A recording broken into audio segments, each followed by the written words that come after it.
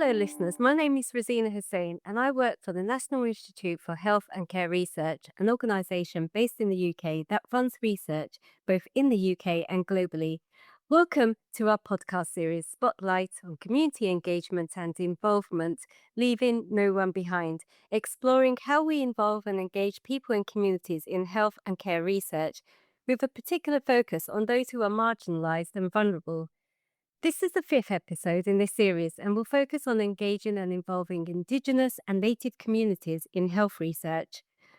The World Health Organization estimates Indigenous people represent 6% of the world's population and are spread over a large geographical area.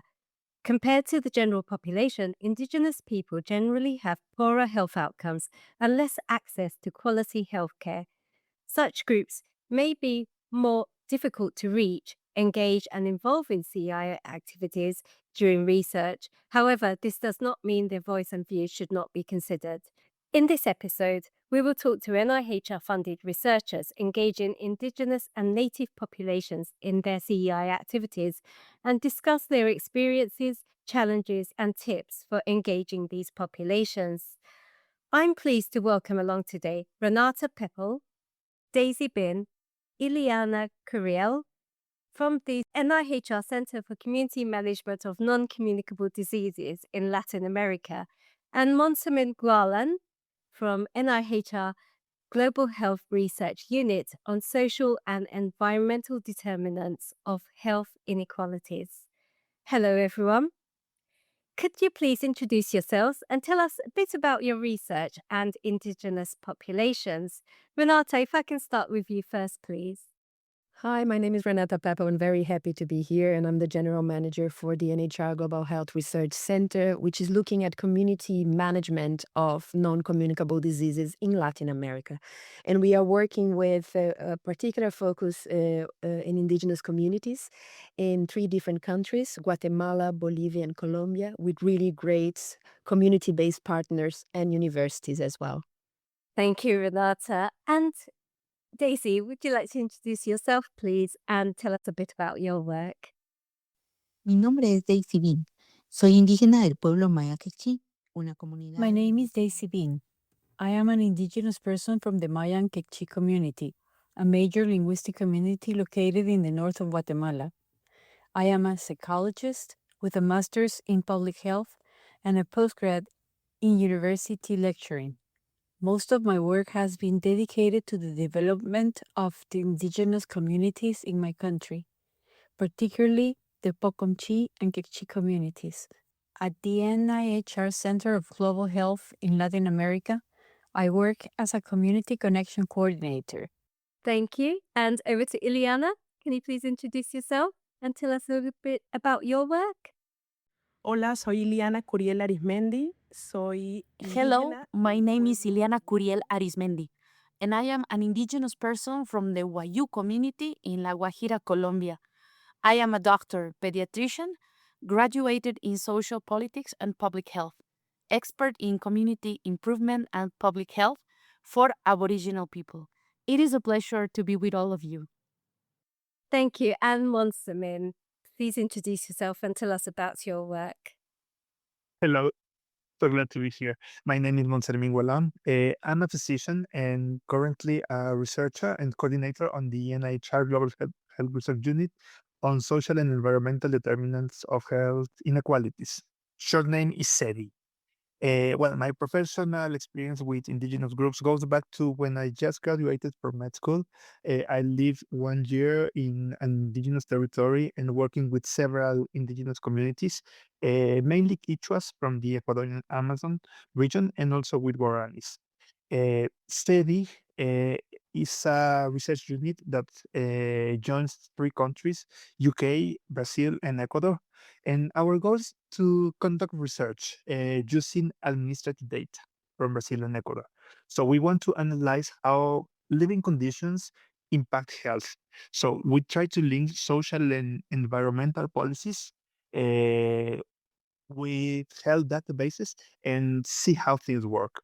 SEDI has a really, really strong focus on working with communities, particularly with Indigenous groups, because as we rely on secondary data, we try to make a match and find what of this data can be used for that people we try to work with.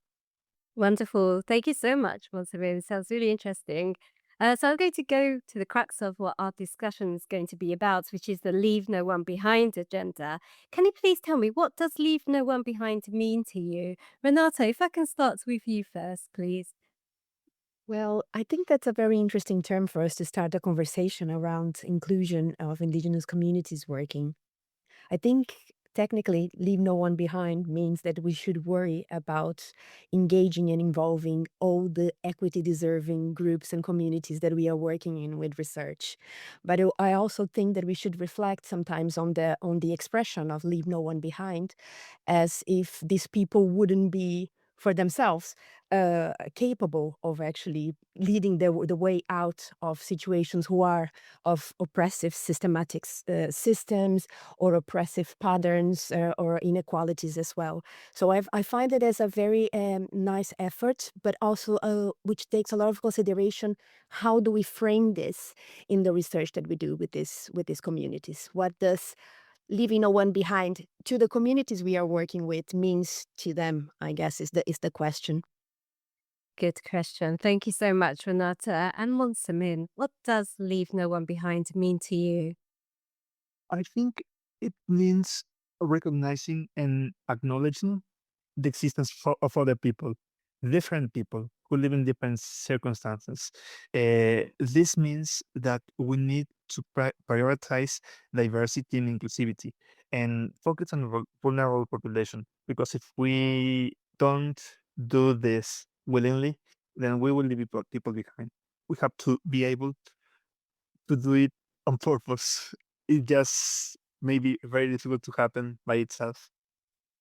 Can I also mention something about that? Because yeah, I think that you're right about what you said about thinking and acknowledging diversity.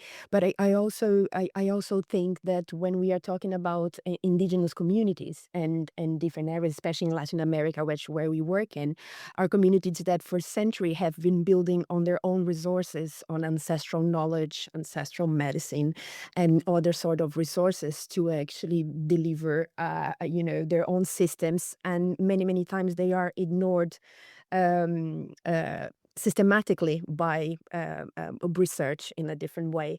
So leaving no one behind means exactly what you say, to acknowledge that there is other forms, other systems, and other materialities that can be taken into consideration when we are thinking about connecting with other groups.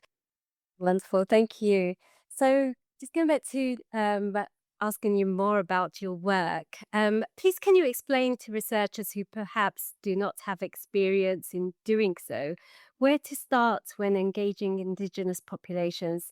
How do you identify Indigenous or Native communities, and why do we need to engage those in particular?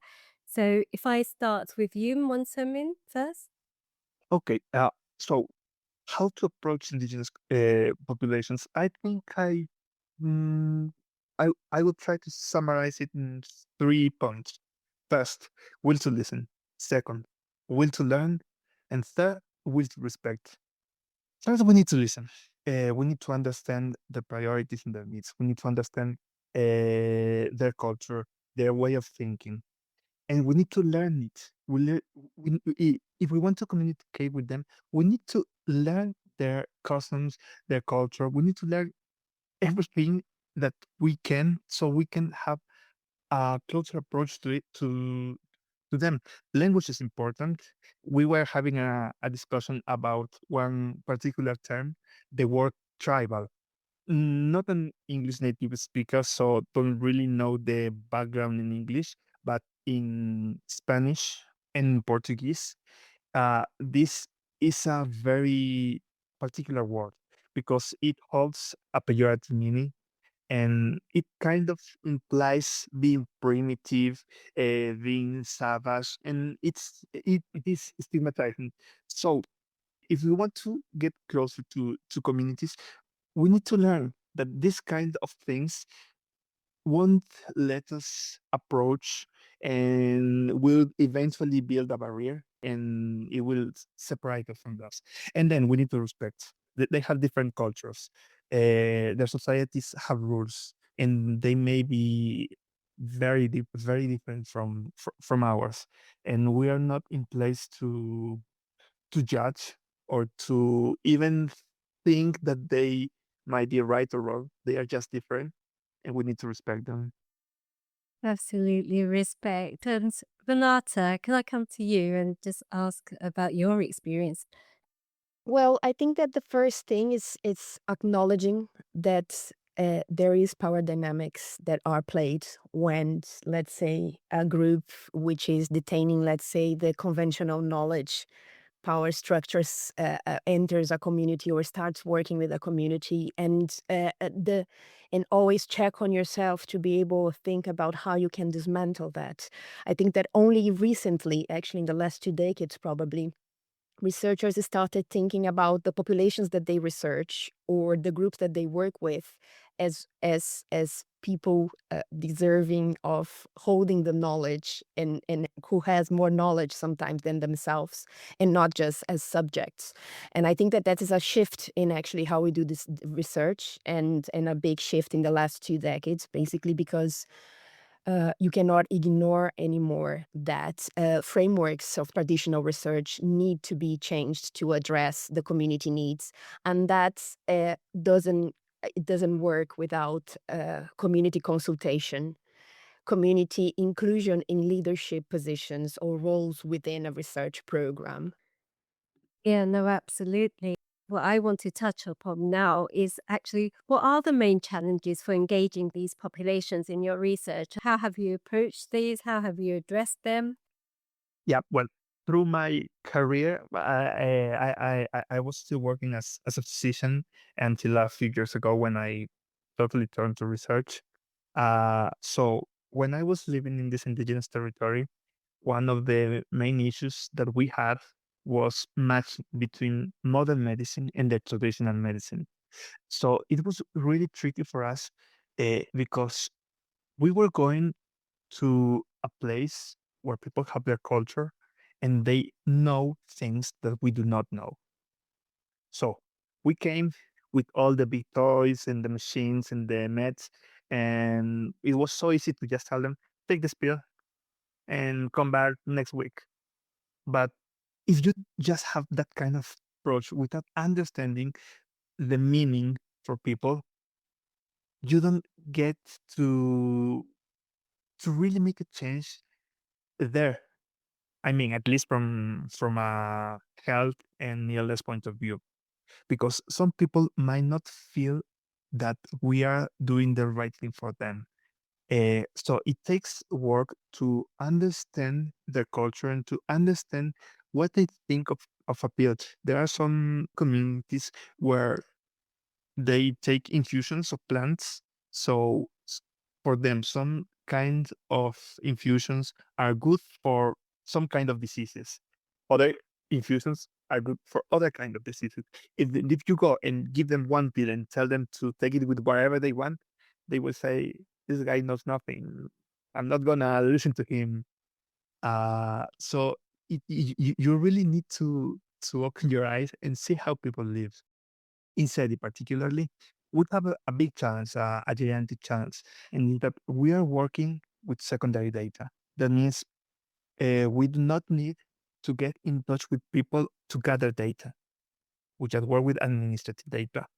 That's a big challenge because we are sitting in a desk in a nice place with four walls, not so cold, not so hot. And it's really easy to get disconnected from the real needs of people. So for us in SEDI, we have a group that is destined to community engagement and involvement.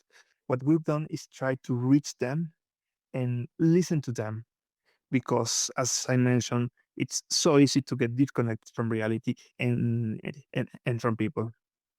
Great. Thank you so much, Monsermín, for sharing that with us. Really, really interesting. Renata, did you want to say anything here? Yeah, About I think that I will talk about in a microcosmos about our research center. And I think that the challenges we faced with that is pretty much sums up challenges in research when working with indigenous communities, which is centuries and centuries of knowledge extraction and Eurocentric frameworks that come onto people. So there is a lot of distrust in indigenous communities when organizations, universities, researchers approach them proposing to collaborate in working in research. So that's the first barrier that you face. And I think that one of the most important things is having, as we have in our center, and Daisy and Iliana are here, members of the local communities as they are, and researchers on their own right, delivering on the ground the research that is being delivered. That is key. Great. Thank you, Renata. And you mentioned that Daisy and Iliana were working in the field. And perhaps, Daisy, I can bring you into the conversation here and you can tell me about what are the main challenges for you in engaging these populations in your research and how you've addressed these. Bueno, me voy a hacer referencia a Well, tres. I will Primero refer son to los 3 challenges that I consider the most important. The first is language, meaning we need to understand that indigenous populations have a local language. Reaching out to them requires consideration of this language. If we don't take it into account, it can be a significant limitation that impacts the results. In Guatemala, this hasn't been much of an issue due to the selection of the participating population. However, I understand that this remains a challenge in Colombia and Bolivia. The second challenge is distance. This not only increases research costs, but also, more importantly, can affect the participation of individuals due to the difficulty of traveling. Finally, trust is crucial. Establishing trust is fundamental to achieving the objectives of any intervention. I believe our center has considered this aspect from the very design of our research by including local links. This is essential because they belong to the context, they understand the language, are familiar with the traditions and customs, and this is crucial for carrying out and achieving the research objectives. Thank you, Daisy. Could you clarify for those unfamiliar with the local languages that when you mention local language, you're not just referring to Spanish, is that correct? Could you elaborate on the relationship between local indigenous languages and traditional practices? en algunas poblaciones indígenas, In el some español indigenous es communities, un segundo Spanish is a second language, not the first. The native or maternal language is the primary language of communication within their locality. This is why having bilingual members in the team who speak both the native language and Spanish is so essential.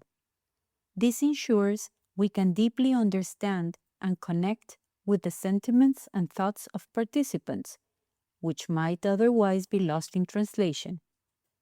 Additionally, the research has encompassed other community elements, such as alternative treatments for health issues. For instance, traditional medicine and indigenous health practices, including the use of herbs or specific food preparations, aim to restore physical balance. In countries like Guatemala and possibly other Latin American countries, certain community figures hold key roles, such as midwives or healers, who provide treatments using natural remedies. In our context, there are even courses designed to replicate this knowledge, usually passed down orally, to preserve these practices. Some health centers have integrated inclusive health models featuring medicinal gardens.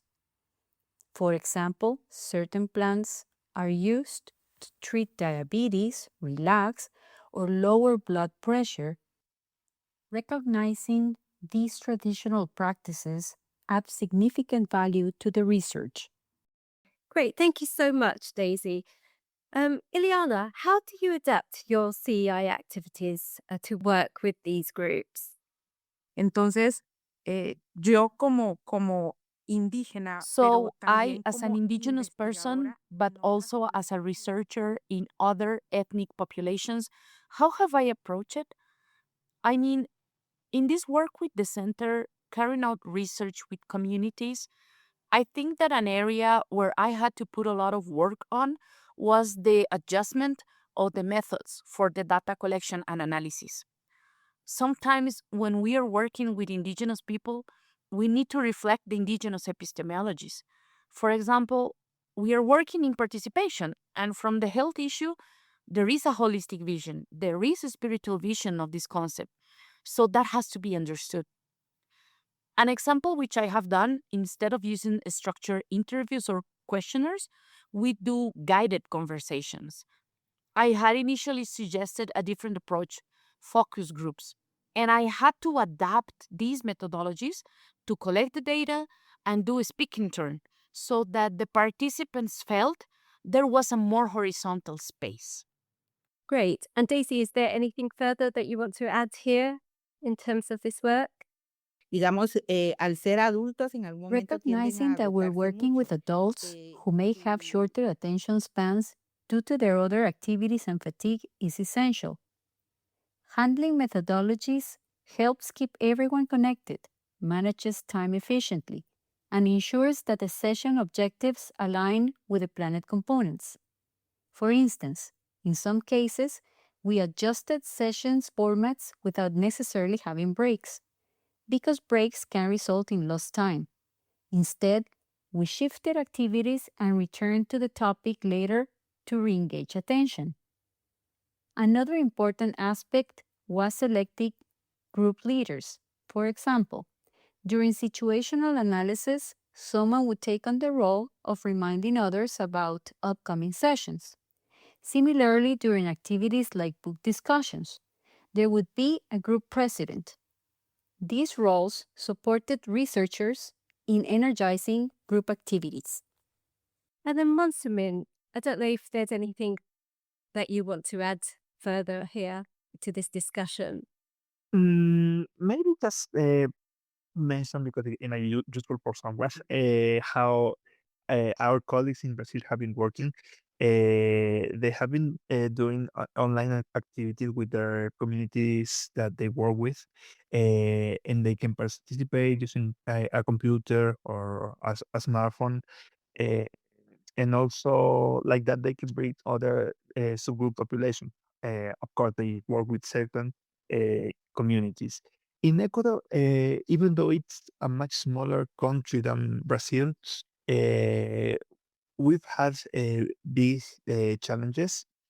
So in order to approach these groups, what we've done is rely on gatekeepers.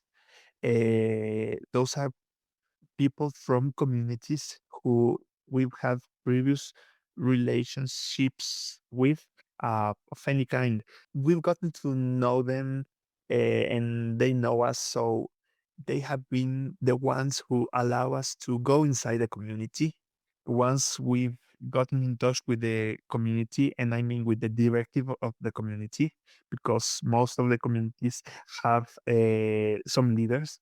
So we get in touch with the leaders. We talk to them and tell them about our work, what we are trying to do. After that, we try to have meetings with them. The online meetings have not worked for us, as these are very poor communities, and they live in areas where there is no Wi-Fi or no cell phone signal. So what we've done is try to meet in person. That has been working for us so far. Great. Thank you so much, Monsermín. How do you think your work has impacted the communities involved in the research? Iliana, can I come to you first on this? El poder hacer investigación To y be poder able to do impactar, research primero and to es be able to conocer impact, cómo es la first is to know what the world view of the Indigenous people is, to be able to say how to intervene. I know that this is not the question, but I think it's very important to say that. I think that part of the success of doing this research with the center will be based on having researchers that are from the communities and that they understand well the mechanisms, the culture, and I think that makes a very rich approach. This investigation took place in two indigenous villages. In my village, in my communities, Guayu and the indigenous communities of Sierra Nevada, where there is a village in particular, which is the one I chose, the Wiwa village. Me being there, part of the indigenous Guayu community, that makes a difference. Being inside, having a qualified voice, for example, in these tools, has been valuable to me.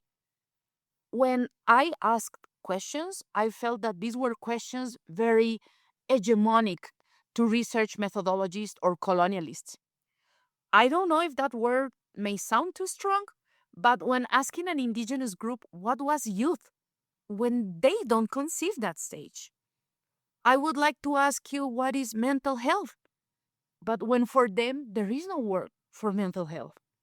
So that made me change the methodology for the Wiwa people because I am not from the Wiwa people. So in the center, there are people who belong to the indigenous communities. That gives us a way and makes it easier for us to work. That is my experience. And also, Daisy, is there anything further that you would like to add? El éxito particular que yo veo para temas de The most significant sensibilización y success, in my view, es regarding raising awareness and creating impact has been including individuals who are often overlooked in such processes. By incorporating them, the process becomes more authentic, not just gathering data or how the community is addressing issues, but also fostering sensitivity and education.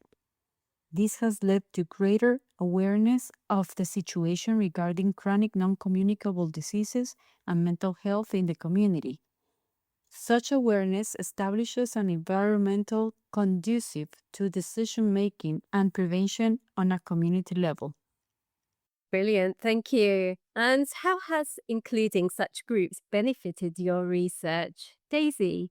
el enfoque activo en la metodología de las The agendas. active ¿verdad? Eso es methodological muy approach importante. has been important in tailoring agendas to better reach participants. It's not only about meeting research objectives, but also addressing participants' expectations. This moderate and controlled flexibility helps participants feel that their contributions matter, not just in terms of helping us achieve our goals, but also in shaping the following sessions. When participants see their input is valued, they are more willing to share their experiences and perspectives. Thank you so much. I really liked what Daisy had said about participants feeling valued and they're more willing to engage if they know that their experiences and perspectives are being valued by the researchers themselves. Monsermín, how has including such groups benefited your research? Perspective. They have shared with us their experiences about health and social inequalities, and that give us a better perspective on our own research. So that has has showed us how easy it can be to make some misinterpretations of data if we only approach this data from our perspective. I mean, from the perspective of our life, our culture, our cultural frame, uh, and including people has helped us to have an open mind and a more widespread perspective to have a better understanding of these differences and of all this data. Great, yeah, definitely. Renata, is there anything else you wanted to add here? No, I just think that, engaging with local communities, it's of a great benefit, of course, for any project because you're going to get information that will support and maybe change, I don't know, data and policies in a number of different regions or countries. So that's very valuable as well. So, Renata, what advice would you give to those engaging Indigenous communities on how to be inclusive and leave no one behind? Well, I think it's a bit of everything that we discussed it already. Be language appropriate, use inclusive methodologies. Don't be afraid to actually acknowledge the power structures and the oppression structures in the settings that we are working with. Fight to diversify academia and actually shift power structures of knowledge and be willing to be open and diversity and inclusion. but not just to tick boxes in a research program, but to actually be meaningful in a way that will give back to the people that we are, working with to investigate a project. Great, thank you. And Monsermín, if I can ask you the same question. Not sure if I'm in position to advise anyone, but here goes my best try. Listen, learn, and respect what we mentioned before. You gotta listen very attentively, approach with respect for the unique aspects and characteristics of each one of the indigenous cultures. They are all different. You cannot talk about indigenous cultures, indigenous communities or populations as a whole because they are all unique. Show empathy, recognize the diversity, and ensure you seek a proper authorization from communities, from the local authorities, national authorities, if there are. Follow the ethical guidelines. That's always really, really important. And I think that's all that comes to my mind now. That's fine. Thank you so much, Monsermín. And Iliana, same question to you. What advice would you give? Primero, escuchar, o sea, hay que estar presente. First, you have to be present and culturally respect the communities. I mean, they are not my judgments, they are not my biases. It is not what I have thought. It is what I am learning in the communities. We have to be transparent and reciprocal.